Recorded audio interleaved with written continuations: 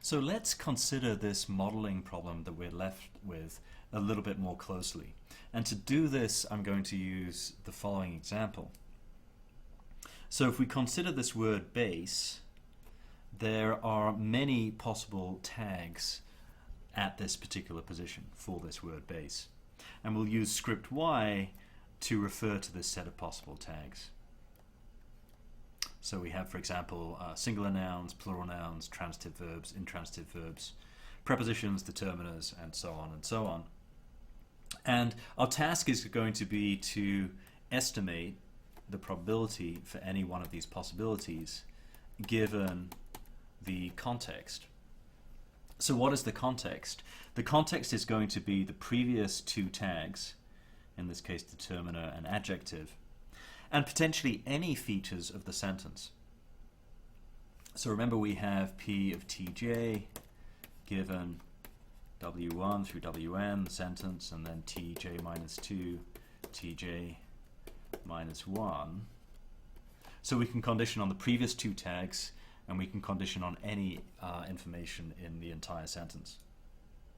And of course, this is a very complex object that we're conditioning on. There are many, many possible features of this context which could be useful. And that's really the motivation for using log linear models in this context.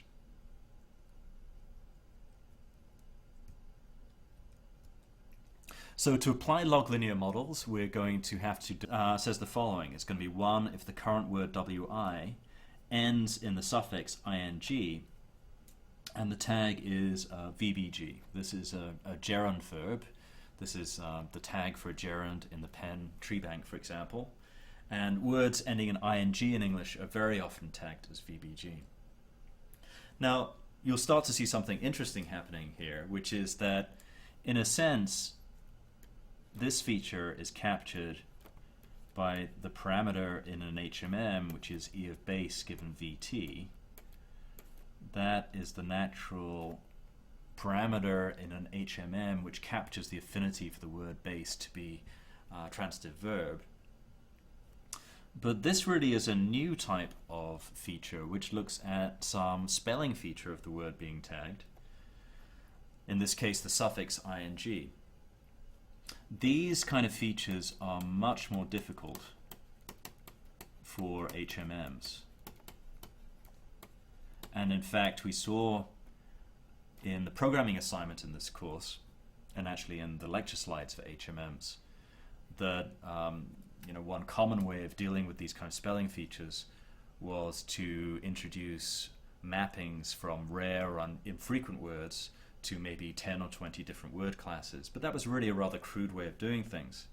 It's much more convenient to be able to define features like this, which will look at the spelling in conjunction with the tag.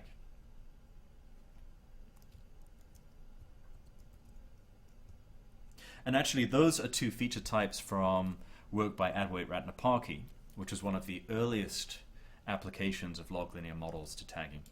Actually, probably the earliest. And I can actually describe the full set of features he used in his model. So it's a pretty simple set of features, and yet it's still close to state of the art in that if you use these features in a part of speech tagger, for example, you will get a state of the art model. So he introduced word tag features. So features like the one I've shown you here that pair a particular word or the identity of wi as a particular word with a particular tag. And he included one feature like this for every word tag pair seen in your training example. So a quite large number of features which pair words with underlying tags. He also considered spelling features which looked at all prefixes or suffixes of length less than or equal to 4. Okay, so here is this example feature again, which looks at the suffix being ing in a particular tag. And here is a feature which looks at the prefix and fires if the particular word wi starts with the 3 letters pre, and the tag in this case is a common, or rather a singular noun.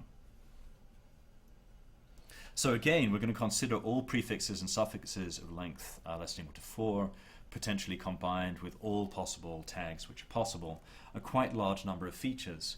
But these features are invaluable when you're dealing with infrequent or unknown words. These kind of spelling features can be very useful in disambiguating those words.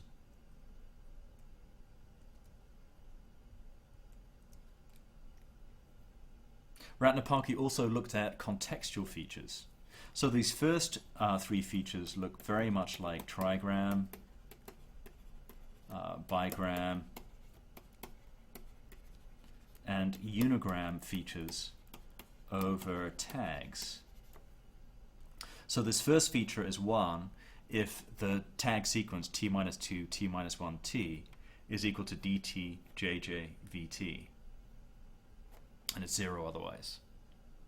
So this captures a particular trigram of tags, and you would most likely have one feature like this for every possible trigram of tags, or at the very least one feature like this for every trigram of tags seen in your training examples. Here's a bigram feature. So this fires if the previous tag is jj and the current tag being proposed is vt, so that's a bigram of tags. And then finally we have a feature which just looks at a unigram, looks at the tag itself alone, t, and just fires on the fact that it's a vt. Now of course we're going to have parameters in our model, v103, v104, and v105, which are basically going to be in some sense correlated with the probability or likelihood of this trigram or this bigram or this unigram of tags.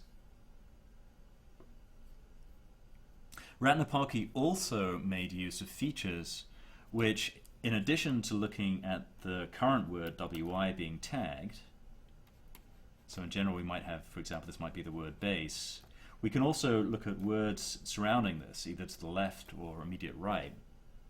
And so here's one feature, which is 1 if the previous word wi minus 1 equals there and the tag equals vt.